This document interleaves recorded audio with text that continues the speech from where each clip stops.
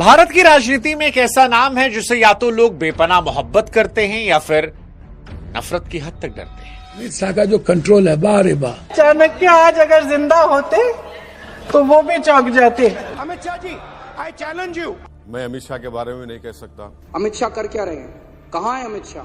लोग कहते हैं कि जहां बाकी लोगों की सोच खत्म होती है वहां से उनकी अगली चाल शुरू होती है।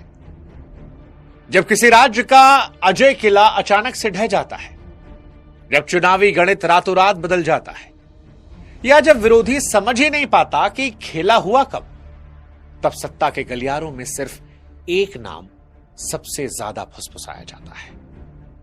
यह नाम है अमित शाह का।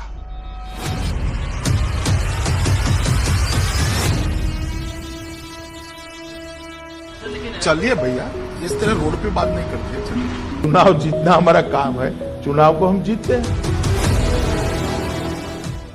वो अमित शाह जिन्हें दुनिया सिर्फ एक नेता नहीं बल्कि भारतीय राजनीति का सबसे खतरनाक रणनीतिकार मानती है, जिन्हें भारतीय जनता पार्टी और उनके समर्थक मौजूदा दौर का राजनीतिक चाणक्य कहते हैं। वो चाणक्य, वो खिलाड़ी जो भाषणों से कम और अपनी चालों से ज्यादा डर पैदा करता है। जम्मू एंड कश्मीर के पीएको को आप भारत का हिस्सा नहीं मानते हो क्या? एग्रेसिव ना हो, जान दे देंगे इसके लिए। क्या किसने 10 मिनट दिए मुझे?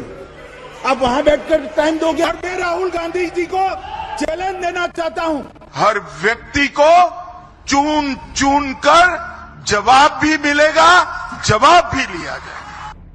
वो जो बेबाक है, बिंदास है, जिसे कोई परवाह नहीं कि आप क्या सोचते हैं, वो जो आपके मुंह पर आपको डांट सकता है, पत्रकारों को हड़का सकता है कि अमित शाह आएंगे तो यूपी में दंगे होंगे, अमित शाह आएंगे, इसमें आपका बड़ा रोल है। मेरा कोई रोल नहीं है, आपका ही रोल है। मेरा सबसे बड़ा रोल आपका ही। लेकिन क्या कभी आपने सोचा कि एक वक्त में शेयर बाजार के नंबरों और छोटे बिजनेस में उलझे रहने वाला यह आदमी आखिर कैसे 140 करोड़ लोगों वाले देश की राजनीति, सत्ता और सुरक्षा का सबसे ताकतवर चेहरा बन गया?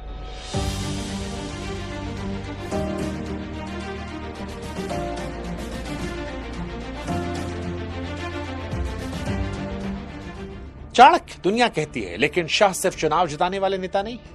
वो भारतीय राजनीति के उस साइलेंट सिस्टम का नाम है जहां फैसले कैमरों के सामने नहीं बल्कि शतरंज की तरह कई चाल पहले तय किए जाते हैं।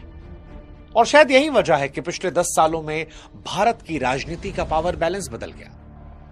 कई राज्य जहां बीजेपी का नामो निशान नहीं था, वहां आज भगवा लहर दौड़ पड़ी, और जिन विरोधियों को कभी अजय माना जा रहा था, वो धीरे धीरे राजनीतिक हाशिए पर चले गए। और इन सारी कहानियों के पीछे प्रत्यक्ष या अप्रत्यक्ष तौर पर हर बार अमित शाह रहे। लेकिन इस कहानी का सबसे दिलचस्प हिस्सा यह है कि अमित शाह हमेशा से इतने ताकतवर नहीं थे। एक समय ऐसा भी था जब उन्हें मानसा का स्टॉक ब्रोकर कहकर मजाक उड़ाया जाता था। वो भी दौर आया जब उन पर आरोप लगे, उन्हें जेल हुआ, अपने ही राज्य से तड़ीपार होना पड़ा। विरोधियों ने मान लिया कि उनका